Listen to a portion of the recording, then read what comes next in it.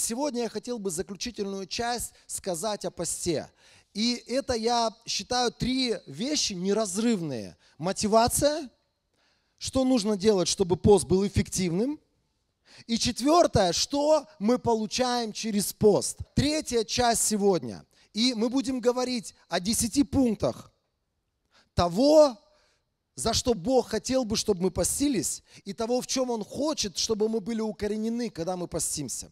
Итак, первое, что ты должен знать о посте, что любой пост, который мы сегодня берем пред Богом, который мы сегодня, не знаю, там, как это сказать, объявляем пред Богом или совершаем пред Богом, сам Бог вознаграждает это время, которое мы тратим или которое мы посвящаем на то, чтобы соединяться с Богом в посте.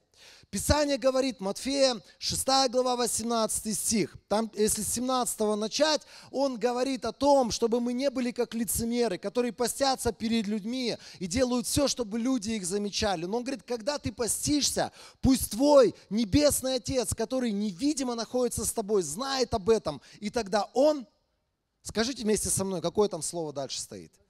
Вознаградит тебя. Скажи, он вознаградит меня, когда я пощусь в тайне. Это самая классная вещь, которую я должен понимать, что меня ждет вознаграждение, что меня ждет воздаяние. Пост – это не просто время, которое ты впустую провел. Пост – это твой труд в духовном мире. Это труд, который могут не видеть люди. Это труд, который может не оценивать твоя плоть в самом начале. Она может тебе говорить, ну и что толку? Ты уже 3 раза подряд по воскресеньям постился. Ну и где ответы? Но знай одно, даже если твоя плоть не замечает, даже если ты не замечаешь, даже если ты не ощущаешь, даже если ты сегодня не можешь пережить, потрогать, пощупать результаты поста, Бог продолжает делать свою невероятную работу. Итак, что мы должны первое знать о посте? Бог всегда, если это правильный, эффективный пост, Бог всегда воздаст и вознаградит нас явно через пост и молитву. Второе, что мы должны понимать и что приносит всегда пост. Пост – это то, что освобождает нас от любой демонической или греховной зависимости. Если вы помните эту историю, мы говорили об этом. 17 глава Евангелия от Матфея, 21 стих. Там Иисус, Он говорил своим ученикам, почему они не могли выгнать демона? Он говорит, что есть определенная злая сила, которая уходит только под воздействием поста и молитвы. Он объясняет, что пост – это гигантская духовная власть и сила в духовном мире, которая может сделать то, что невозможно сделать обычными способами, или обычной молитвой, или обычным чтением Писания. Слышите, друзья? Когда в нашей жизни мы понимаем, что есть какая-то греховная зависимость или демоническая зависимость. Что такое демоническая зависимость? Это когда ты в свое время открыл свою жизнь для греха. К примеру, для порнографии, к примеру, для курения, к примеру, для насвая. Сегодня это актуальные вещи.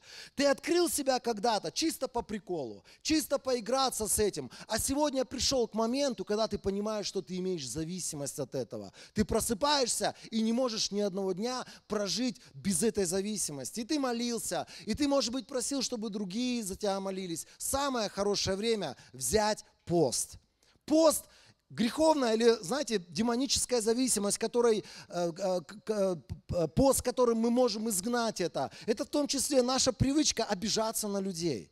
Это тоже демоническая вещь может быть. Это демоническая зависимость, когда люди тебе еще ничего не сказали, люди тебе еще ничего злого не сделали, а ты уже начал думать. Ты уже накрутил, ты уже увидел в Божьем человеке какую-то ведьму или какого-то ведьмака. Он тебе ничего не сделал, он тебе ничего не сказал. Но здесь в голове это привычка, это традиция, это зависимость, которая есть у тебя от определенного образа мышления. Бери пост. 3, что мы должны понимать, что приносит пост или что может быть целью нашего поста. Победа над врагами. Враги могут быть разные. Сегодня мы не боремся, друзья, запомните это раз и навсегда. Сегодня наша война не против крови и плоти. Мы сегодня не воюем с людьми. Сегодня не важно, какие у меня есть физические мышцы или сколько пистолетов у меня в карманах лежит. Нет, потому что у меня совсем другие враги. Мои враги духовные. Это может быть нищета, в которой ты находишься. Это может быть что-то из прошлого тянется, как, знаете, вот как темная рука, которая в виде депрессии или в виде апатии может тебя сопровождать. Это вещи, которые ты можешь побеждать через пост и молитву. В твоей жизни могут быть духовные враги. В твоей жизни враги могут ополчиться на тебя. И эти враги могут атаковать тебя. Твоя ответственность не просто забиться в угол или лечь где-то под этим углом и сказать: Бог, ну я не знаю, что делать, ты сам с этим что-то делай. Или как один умный человек в кавычках говорит: когда не знаешь, что делать, ложись спать.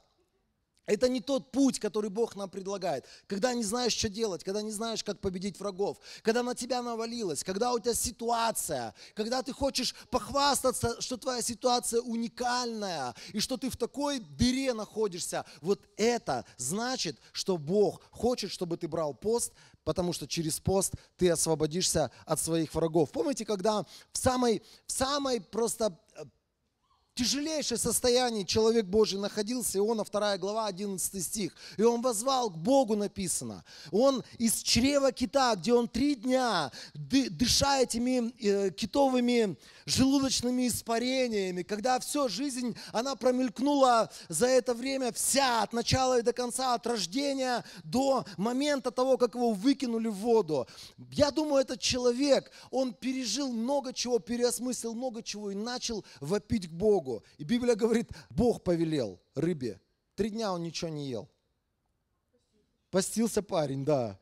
3 дня. Вспомните Исфирь, которая понимала, что ее роду, да не просто роду, народу, частью которого она является, грозит полное истребление. Она объявляет пост. Она говорит, пришло время поститься, чтобы победить этих врагов. У тебя есть враги духовные? Приходит периодически для нас время. И это бывает волнами. Иногда все хорошо, ты наслаждаешься и благодаришь Бога. Иногда все пошло не так, не по плану. Какие-то враги духовные стали откуда-то вылазить, великаны, исполины, начали запугивать тебя. Значит, это хорошее время поститься. Есть время Бога благодарить, есть время воевать, есть время за все Богу воздавать честь и славу, есть время брать меч духовный и сражаться до момента, пока ты не увидишь победы. 4. Защита и обеспечение. Когда мы читаем Ездру 8 главу 21 стих, там написано, что они у реки Агавы, Ездра объявил пост, чтобы, он говорит так, чтобы мы могли смирить себя перед нашим Богом и попросить Его о безопасном путешествии для нас и наших детей со всем нашим имуществом. Им надо было преодолеть определенный путь с имуществом, которое они за всю свою жизнь нажили. Знаете, есть куча разных ситуаций в нашей жизни, когда мы понимаем, что нам нужно от Бога сохранность, безопасность. Нам нужно от Бога, чтобы Бог каким-то образом нас хранил особенно. Это хорошая возможность поститься за эту тему. Слышите, друзья? 5. Мы очень быстро по нашим пунктам пройдемся. Ускорение исцеления. Это исцеление тела и души. Исайя, 58 глава, 8 стих. Здесь написано так, что когда мы постимся, тогда воссияет наш свет, как заря, и быстро придет твое исцеление. Как придет исцеление? Быстро. Знаете, я сегодня чему удивляюсь? Я слушаю периодически разных людей, которые говорят о правильном питании. Вот таких людей называют диетологи, да? Нутрициологи. Сейчас куча новых таких прикольных кличек появляется. И вот эти вот ребята, они объясняют, в том числе есть такие парни, которые заняты тем, что они строят свое тело, они заморочены о том, как у них там все процессы правильно проходят, они качаются, правильно кушают, правильно спят, у них все правильно. И вот они пришли к моменту, что многие вещи в жизни, в хорошем плане, они меняются, когда человек постится 3 дня. Я уже слышал это не от одного диетолога, я уже слышал это не от одного бодибилдера, которые говорят, что в жизни человека, особенно когда у него есть какие-то болезни, когда есть какие-то трудности с организмом, классно, когда человек, например, пытается поститься день, 2, а лучше всего 3, 40. Знаете, Библейская истина, которую сегодня, к сожалению, почему-то пренебрегает Церковь Божия, она сегодня вообще с другой стороны заходит в этот мир, со стороны вот этих людей, которые к Библии отношения-то не имеют по большому счету. Но мы, как Церковь Божия, нам не надо смотреть на нутрициологов, на диетологов, нам надо смотреть на Писание. И Писание очень четко говорит, если ты болеешь и ты не знаешь, что сделать с этой болезнью, возьми пост, пока не исцелишься. Слышите? Ковид к тебе опять привязался, сопли у тебя снова бегут, какие-то непонятки у тебя со здоровьем. Первое, что многие люди нездоровые, они говорят, мне наоборот нельзя поститься, потому что мне запретили, мне надо кушать по часам, мне нужно там пить водичку, еще что-то делать. Ты, конечно, красавчик, но вера Божия, это когда ты смотришь на то, что говорит Библия, и ты начинаешь это делать. Простят меня пусть люди, которые, может быть, имеют другое мнение. Слышите, друзья, Библия нас очень четко учит, что воссияет мой свет, как заря, и быстро придет мое исцеление, когда я пощусь. 6 пункт. Особенная близость происходит с Господом именно в те дни, когда ты отказываешься от еды. Вот я хочу задать вам вопрос, кто из вас, когда постился, вы начинали, знаете, как будто бы вот какое-то обостренное чувство слышания или чувствования духовного мира у вас происходит? Вот прям вы как обостренно какие-то вещи чувствуете. Если раньше вот ты не обращал внимания на обиду, а тут прям вот ты ее видишь. Или раньше какие-то там дурацкие голоса тебя на что-то сподвигали, а тут прям демонический мир, духовный мир, святой мир от Бога. Вот этот духовный мир, когда мы выключаем вещи, связанные с нашей плотью, мы начинаем обостренно слышать или обостренно чувствовать.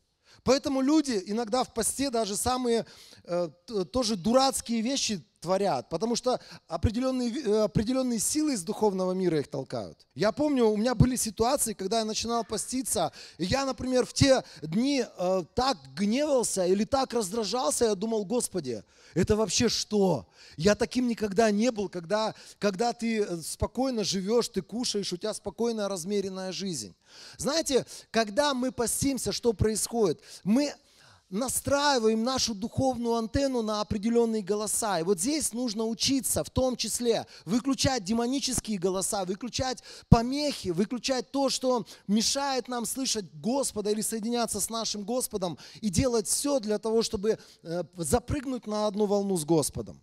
И пост – это всегда самая лучшая возможность обострить наши отношения с Богом. Исайя 58 глава 9 стих, там написано: «Тогда ты воззовешь в посте, и Господь отзовется». Что, до этого Господь не отзывался? Отзывался. Но лучше было бы, если бы здесь было написано: «И ты услышишь, как Господь отзовется». На самом деле нет никогда проблем с тем, что Бог разговаривает с нами. Бог, Он и в посте с нами разговаривает, и вне поста, потому что Он не меняется. Но пост – это то, чем мы обостряем наши духовные уши, наши духовные глаза и наши духовные антенны, которыми мы соединяемся с Богом. Слышите, друзья? Это то, что является целью нашего поста, целью. Почему мы сегодня не едим? Потому что мы хотим от Бога новую прошивку, обновление. Мы хотим Его лучше слышать. Мы хотим от Него направления. Мы, может быть, попали в тупик. Мы не знаем, куда нам идти. Вот, хорошая возможность. Постись, ищи Бога, и Он будет с тобой разговаривать. Пункт номер 7. Особенное направление и водительство от Господа для всех сфер нашей жизни. Как я уже говорил когда в твоей жизни тупик, когда ты, может быть, перестал слышать Бога, проси у Бога слово в посте, взывай к небесам, вопи к небесам. Знаете, многие из нас, у нас есть неотвеченные молитвы, которые у нас как бы висят в духовном мире на протяжении лет. Нерешаемые вопросы, которые висят на протяжении лет. Я тебе хочу сказать, не молись уже просто так за эти вещи. Начни брать посты за эти сферы твоей жизни. К примеру, у тебя там не решается вопрос, связанный с недвижимостью. У тебя не решается вопрос, связанный там с бизнесом, с развитием бизнеса. У тебя не решается вопрос, связанный с твоими детьми. К примеру, ты пытаешься что-то поменять, ничего не меняется. Я не знаю, у каждого своя ситуация может быть. Самое хорошее время взывать к небесам, чтобы в этот момент, когда ты постишься, Бог давал тебе новое направление, давал понимание того, что тебе делать в этой ситуации. Как я уже говорил, первый раз, или там в предыдущих местах, я говорил о том, что мы постимся, чтобы Бог ответил. Здесь мы постимся, чтобы от Бога услышать ответ. И мы будем что-то делать сообразно Его ответу. Знаете, что такое пост? Это когда ты не просто пред Богом приносишь свои проблемки. Ты не просто пред Богом говоришь: Бог, у меня нет мужа, я не знаю, мне уже 23 года, я скоро стану старой девой, мне надо что-то с этим делать быстрее. Это не просто жалоба очередная пред лицом Бога, когда ты говоришь: все, Бог, у меня уже горит, давай быстрее, пожалуйста. Это момент, когда ты взываешь к небесам, и ты говоришь: Бог, у меня есть сфера жизни, в которой у меня непонятки, открой, что мне делать. И Бог тебе может сказать: знаешь, в 23 года это только начало. Я дам тебе мужа, может быть, к 45, а может быть, вообще не дам. Знаете, это неприятные слова, которые, может быть, ты не нацелен был услышать от Бога.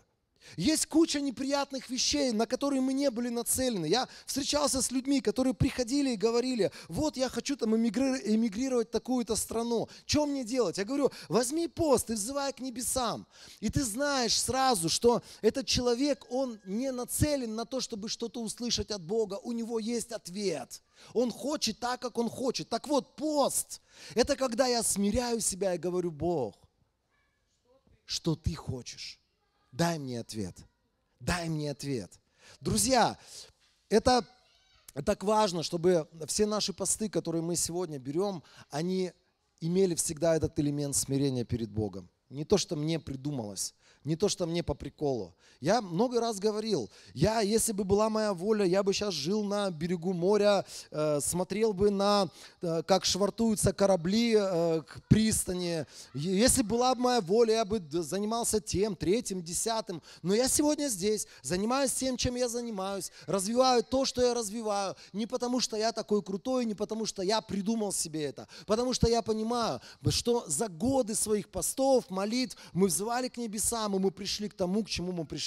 И мы занимаемся тем, чем мы занимаемся. И мы двигаемся туда, куда нас сегодня Бог двигает. Есть сегодня огромное количество идей, есть сегодня огромное количество взглядов, понимания о том, как правильно построить свою жизнь. Но пост для этого он и есть, чтобы смирить себя перед Богом и сказать: Бог, не я строю, ты построй мою жизнь. Божье восстановление. Как Алина сегодня классно сказала, что она пережила в своей жизни кучу разных потрясений, кучу разных ситуаций, обстоятельств, когда люди были несправедливы, когда ее сердце было потоптано. И так каждый из нас может говорить. Кто-то может говорить в прошедшем времени об этом, а кто-то может сегодня жаловаться на свою жизнь, что твое сердце потоптано, что с тобой несправедливы люди, что с тобой несправедлива судьба, несправедлив мир. Самое хорошее время. Возьми пост. Пусть Бог исцеляет твое сердце. Пусть Бог приносит тебе новое сердце. Когда ты можешь говорить: я был, но сегодня я вот такой. Я был потоптан, но сегодня я имею честь от Бога. Я был обижен, оскорблен, унижен, но сегодня я выше этого, потому что Бог восстановил меня изнутри своей Божьей благодатью. И это все пост. Исайя 58 глава 12 стих, там написано так: «Отстроятся во время поста твои древние развалины, и поднимутся прежние основания. Назовут тебя восстановителем стен и возобновителем жилых улиц». Здесь не про те улицы, которые мы сегодня можем закладывать и в свое имя называть. Улица Швидко Дениса. Нет, это вещи, которыми мы сегодня можем влиять на других людей. Но если ты разрушен внутри, ты обижен, ты внутренне постоянно ищешь какой-то какой-то человеческой справедливости, и ты ее не находишь, и ты на весь мир озлоблен. Я тебе могу сказать, ты ничем не сможешь послужить, и ничего ты не можешь возобновить или восстановить. Но когда ты получаешь от Бога восстановление, ты получаешь обновление, ты получаешь внутреннее исцеление, ты можешь это принести другим людям. 9. Обновление в радости. Это для тех, кто потерял радость. Это для тех, кто радость черпает сегодня из бутылки водки. Это для тех, кто радость черпает от того, что он свою дудку дунул. Это для тех, кто черпает радость от того, что ему вдруг какой-то большой заказ упал. Или мама его благословила и дала ему денег сколько-то. Если люди черпают свою радость в чем-то другом, но когда ты приходишь сюда, и у тебя такое состояние, будто бы это такой оброк и такая повинность, и у тебя нет счастья от того, что ты Сын Божий, для тебя пришло время вернуться к первой любви, к первой радости. чтобы когда ты утром просыпаешься, ты был бы самым счастливым, и ты бы пел, ты бы танцевал от того, что самый счастливый я, потому что Бог нашел меня, потому что я сегодня питаюсь не тем, что есть в моих карманах, а я питаюсь тем, кто мой Бог. Помните, как Алексей в прошлый раз классно сказал, мне так это понравилось, запало в сердце.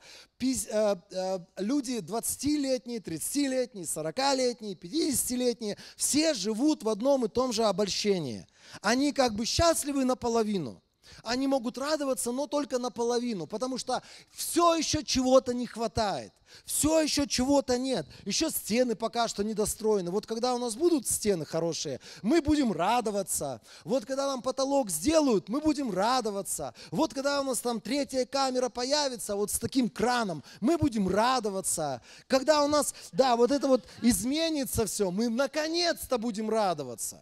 Я образно говорю, мы люди странные, мы вот начинаем нашу жизнь с Богом, и мы думаем, вот я сейчас один, я выйду замуж, я буду радоваться. Потом ты вышла замуж, ты думаешь, ну я сейчас ребенка рожу, я буду радоваться. Ну ты родила ребенка, у тебя такой там завал всего, ты думаешь, ну сейчас он чуть-чуть подрастет, я его в сад спихну, я буду радоваться. Потом у тебя столько всяких разных вещей в твоей жизни, и ты думаешь, ну сейчас чуть-чуть подрастет, в школу пойдет, буду радоваться. Потом в школу пошел, думаешь, ну сейчас быстрее бы отучить, я его в универ отправлю, буду радоваться. Я еще не говорю про то, что надо в другую страну переехать, надо другую машину купить, надо... Это не заканчивается. Друзья, наша радость в Господе. Наша радость, Господи, независимо от того, сколько, независимо от того, что есть в моей жизни. Я сегодня могу быть без денег, я могу сегодня быть без жены, без детей. Слава Богу, у меня все это есть, я уже не смогу. Но кто-то сегодня, знаете, страдает от того, что у него типа чего-то не хватает. Радуйся сегодня на 100%. На 100%.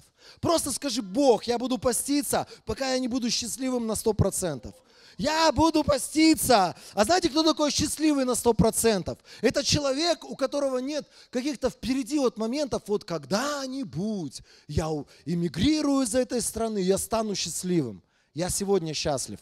И я уже готов на небо идти. Вот когда ты внутри заряжаешь такую идею, что ты уже можешь идти на небо, что тебя вообще здесь ничего не держит, потому что я счастлив без всех этих богатств земных, то ты человек по-настоящему радующийся Богом своим. 10.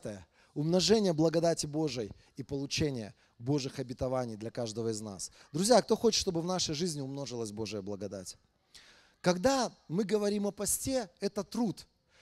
И я хочу одну просто дурацкую вещь разбить в наших головах. Многие думают, что благодать – это такая вещь, которая приходит просто так.